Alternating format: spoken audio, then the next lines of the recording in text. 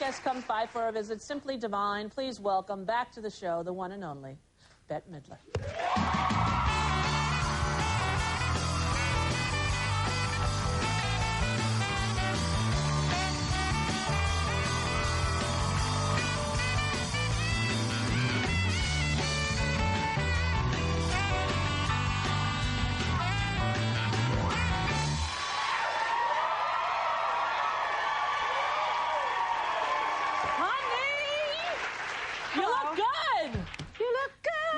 Great. Thank How you. are you? Happy millennium. Thank you. Same to you. Did you have a good time working? I had a ball. Did you? I had a great time. 34 fabulous shows. One was not so great, but 33 of them were fabulous. What happened to the one? Well, I don't know. They were a little off. I was a little off. It was a big crowd, but it was just like, oh, I don't feel like it. Yeah. Not me, them. Right, right. Because it was actually Philadelphia, and I thought I had laid an egg in Philadelphia. Yeah. And I love Philadelphia. I went out with all my my Sound of Philly songs, and they just kind of laid there, and I thought, oh, I think I misjudged this crowd. But I will tell you this: you have absolutely no concept of how well you do, because I have been at concerts of yours, many. Yes. Then I'll come backstage and go, oh my God, and you'll be like, that was horrible.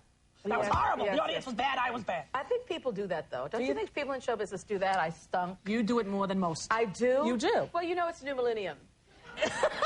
Perhaps I won't do it anymore. No, it's a whole new I'll change that tape in my mind. You have to walk off and go, I'm fabulous. Because you know, this time I have walked off and said, that was a great show. Yeah. That was fabulous. The kids had fun. I had fun. The audience had fun. Everything went right. We didn't have any, screw-ups. Right, right. You know. Yeah, it was a great tour. I saw it here in Manhattan. Yes, you came to Halloween. It was wonderful. We only had one big accident. We had a volcano, and I of course rose on the elevator, and then the volcano is supposed to explode, right. And we tried to do it with pyrotechnics, and we couldn't afford it, so we did it low tech. We did it with a fire extinguisher. Every night, the hairdresser would come out with the fire extinguisher, and he would go shh, shh, and there would be this big puff of smoke. Right, right. Yeah, and it worked great for about the first 20 shows, and then one day they didn't check the fire extinguisher out, and it was bicarbonate of soda instead of CO2. And this huge, enormous cloud of bicarb grows into the air, and everyone started going... oh, no. Coughing and wheezing in their eyes, and the percussionist fainted. Oh, my God, the drama.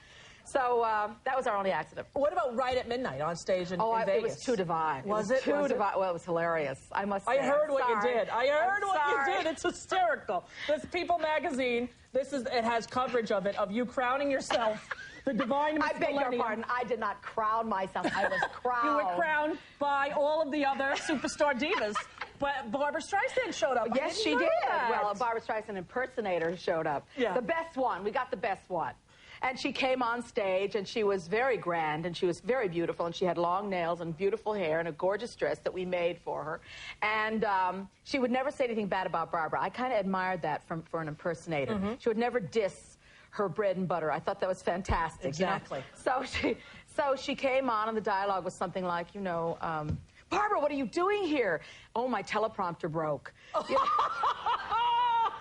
And Barbra, you mean, what about the audience? They're sitting there. Oh, they think I'm making a costume change. They know how long it takes me to decide. So it was very sweet, and she came, and Rod came, and Cher came, and Michael Jackson came, all the impersonators, of course, and they all groveled. It was, at your feet. They were like groveling and going like this, and I was like, oh, why, thank you. Thank you.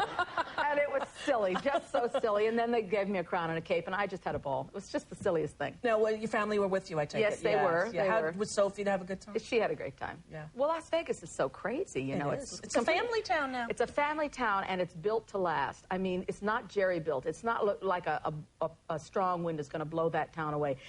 Those hotels are sitting there rock solid, and they have so much water there. They use water like it was nothing. Right. They have lagoons, they have beaches, they have waterfalls. I mean, it's really strange. It is. Did you see the O show with? I did. Wasn't that amazing? Well, I said that was the best show I ever saw in my entire life. I thought so too. Yes, my crowd. I went with the people that I work with, and we all got up en masse, the 4 of us, the 5 of us, and we went. I quit. Oh, I'm telling you. I know. Because it's so extraordinary. I mean, it's like a dream. It's like a dream that you had when you were sleeping, and there it is on the stage. It's really remarkable. Yeah, it's hard to imagine night after night they do that with that kind of precision and grace. And... Oh, I'll never forget it. Me either. Yeah. Let's go back. All right, you and me. Come on, I'll go with you. We'll go to Circus. Yeah, we'll win some stuffed animals. I can't win anything. I can't gamble. I don't have any skill or any talent. Circus is not gambling. It isn't? You've never been to Circus? No, what's Circus? It's where they have the thing, and then you're doing this, and they're doing this. Right. No? You can, yes, that's true. But the upstairs arcade area, you get like 3 balls, you knock down the clowns, you win a stuffed animal. Oh, I've never been there. I've never been there. The joy, cotton candy. My God, I had no idea. It's like Coney Island right there in Vegas. See what I missed? You by stick not around with traveling me, kid. I'm going to show you a thing or two. You are the queen, girl. We're going to take a break. And Bette has a wonderful new movie with Nathan Lane, and we're going to talk all about it right after this commercial, so don't go anywhere.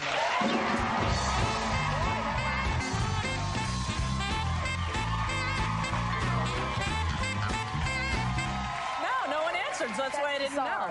Back with the divine Miss M, who has a new movie out that is great. That's called Isn't She Great? That's the life of Jacqueline Suzanne. Yes, the late, great Jacqueline Suzanne. Stories about her life that I had no idea. I know. She was really quite an amazing character. People either adored her or they despised her. There was no gray with her. People loved her or hated her. You know, she changed the face of publishing. I mean, in her time, she really was quite a phenomenon. She was. She was so desperate to be famous. She was completely mesmerized by the idea of fame. It didn't matter to her that she had no talent whatsoever. She wanted to be famous, and she was going to get there come hell or high water, and she did. And the raunchy way, by writing those trashy books. But she never thought of them as trash. And, you know, when I went back and reread them, the plots are a little... You know, they're not so great, but some of the dialogue is brilliant because it really does ring true. She wrote about a world that she absolutely knew backwards and forwards, the world of a certain kind of show business personality. Right. And she had a terrific ear for it. So when you read Valley of the Dolls, you can really hear those people talking like that. I grew up in that milieu, and I know that people talk like that. I'm just so impressed you said milieu with an accent and everything. Milieu. But I love the scene where she comes into the husband and she asks if she can say this horribly raunchy thing or that horror, and he's like, go. She's like, wah! It was so funny. It was really very funny. I'm glad you liked it. Which scene do we have? Do you know? I think you have the scene where, the scene in bed. I don't know. Is this the scene in bed with Stockard? And the jacket, they're telling me.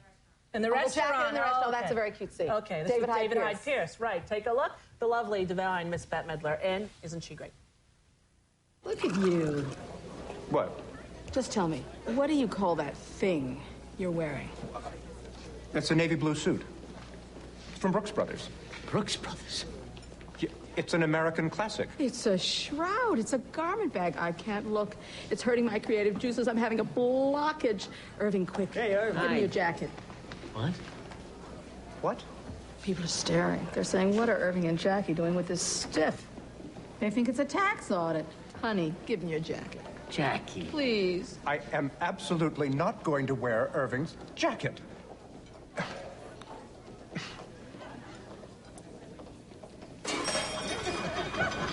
Oh, thank God. Nathan Lane is hysterical, and it's... Yes, he's wonderful. Have you worked with him before? No. Never, no. No, and I liked him very much. And he sings well, too. He sings beautifully. Yeah. In fact, that cast was a terrific cast. Stockard Channing, David Hyde Pierce, John Cleese is in it, in a not huge part, but a very, you know, makes a lot of impact. I really enjoyed it. Yeah, it's very, very funny movie. Thank you. Now, were you online while you were making it to pass the time in your trailer? No. I only have recently become someone who goes online. You can actually answer my emails now. I'm very impressed with you. Yes, I can. Thank you very much. I know that is the basis. That's the most basic thing a human being can do on the internet, which is email someone else. That's like internet for dummies. Right. That's what, you know, that's like, I have learned that. I have not learned anything else. No, I haven't. You know what I think they should allow? They should make a program that, let's say I'm online in my house and you're online in your house. We can both say we agree, and then it'll take you where I go. Okay. So that you can learn how to go. Someone's going to do that now that you've mentioned it. Because that would be... 2 weeks from now, someone will have that program. Well, every time that I see people online, and my friends who are not really savvy, I want to, like, reach in there and go this way? Oh, I wish you would. Because it takes me sometimes, and it's a time sink. You start, and like 4 hours later, you're still trying to dial up Greenpeace. Yeah, I mean, I know. It's like I try everything. But you can bookmark them, you know, onto your favorites. My husband knows how to do that, and you know, he's been trying to teach me, and he has no patience. I have to tell you, he's vicious. Is he? He's vicious. It's like because he's not a mean guy. He's not a mean guy, but he gets so impatient with me. It reminds me of when your dad tried to teach you how to drive. Right. You know, and you said, "I'm not going to drive with you because you're impossible. You're mean to me. Go away." Right. You go and you learn to drive with someone who's not so invested. You know. How about Sophie? Can she teach you? She's you? very quick, but she also has no patience. She doesn't. She says things like, "Why are you so stupid?" Oh, now that's not nice. Why are you so stupid? Why aren't you watching? You're not watching. I said, "But I am watching." And they do it like it. They scroll down, they punch, and then you go, wait. Go back. They won't go back, and it's awful, just awful. I want to come over. I'll help you one day. I'll go that's slow. what you say now. Well, you never invited me. I would go. Bull roar. For my journal to write, I sat next to Bette at a computer and showed her how to get at Greenpeace. Yeah. You'd last about 30 seconds. Everybody who's really good says, "Oh, I can teach you," and then they come over and then they want to beat you. No, I would not beat you. I would show you how to digitally put pictures on there and send. My husband has tried, and he's the most patient guy in the world, and he loses it. His face turns red, and his eyes get bloodshot, and he stomps out of the room. It's terrible. Yeah, but how long have you been married? 16 years. 16 years. 16 years. Now, what he doesn't know is that I've loved you since 1973. So I have much more time invested in this relationship That's true. than he does. I would be patient with you, Bette. Oh, I would. I'm going to bring a handy camera. I'm going to film the whole thing. That's what they always... Okay. I'm going to. All right. You make a deal right now that Absolutely. I can come over on Sunday. What are you doing Sunday? I'm not kidding you. Hair and makeup. No hair, no makeup. It'll be a real... Never. No. All right. Well, I'll let you have hair and makeup. I'll come in a baseball cap. And I'm going to show you. Yeah, all right, sure. People okay. Who don't believe. All right. You know what? I'm inviting you. You can come. I'm going to come Sunday. Sure. Why it's not? It's a date. All right. Okay, great. I will Lots of be bagels. there. Okay, great. You totally don't believe me, do you? I do believe you. When you hear... On Sunday, you're going to open that door, lady. Yeah, okay. And I'm going to go, I look good! All right. I'm going to hold you to it. All right. Now, what did you bring me for my charity? Well, today I brought... I was on the road, of course. I was on the road for a long time, and this doll came in late in my tour, but I'm very proud of it. This is my Dolores Delago doll. And I told you to make one of those, Yes, remember? you did. And I took your advice, and I had it made. And she's truly divine, although she doesn't look a thing like me. I don't know why that is. I think it was because I sent it back and said, "This looks too much like me." So right. Well, mine looks like Monica Lewinsky, so you could be worse off. Trust me on that one. Well, anyway, the package is very funny, and she's really divine. She has 2 stars on her bosom. She has her little feather on her head. And, no, she doesn't have any poi balls, but this is for you, and she's signed. Well, I thank you very much. We will put that up. And this is for you personally, because I know how you collect and treasure all this swag. Yes. I personally have no room in my house for all this stuff, so here, this is for you personally, for the babies. But I thank you very, very much. You know I will keep that. Thank you. They will never see it. It will be up in my room. There was a little girl in our audience, and her name is Keegan Feeney, and she made this for you out of clay. I love her. Herself, with the poi balls. Fabulous. And she's like 14, and she loves you more than life itself. And I told her when you came on the show I would give this to you. That is so... I'm giving it to you. Thank you so much. Keegan, her name is. I love her. All right. She's also, fabulous. now we have an outfit. We have an outfit that we're putting up on eBay, and all the money's going to go to your charity. Yes. I must tell you that this outfit, this is a real treasure of mine. This is the opening opening costume from Diva Las Vegas. Okay. That I wore when I made the HBO show. And so when whoever gets this also gets a signed tape. I don't know what I'm saying now, but you get a signed copy of the VHS Diva Las Vegas. There you go. Of the HBO show. It looks fabulous. It'll never fit me, but I would buy it myself. Wait, it's stretch. It's stretch. It's stretch. It's stretch. It'll stretch right into a 16. The mannequin is a little lumpy, but yes, the costume is very nice. Well, I thank you very much for that, and all of that will go to the New York Restoration Project, which is your charity to clean up New York, and nobody does it better. Thank you. Bette Midler, ladies and gentlemen, isn't she great? January 28th. Martin Luther King III right after this. Don't go away.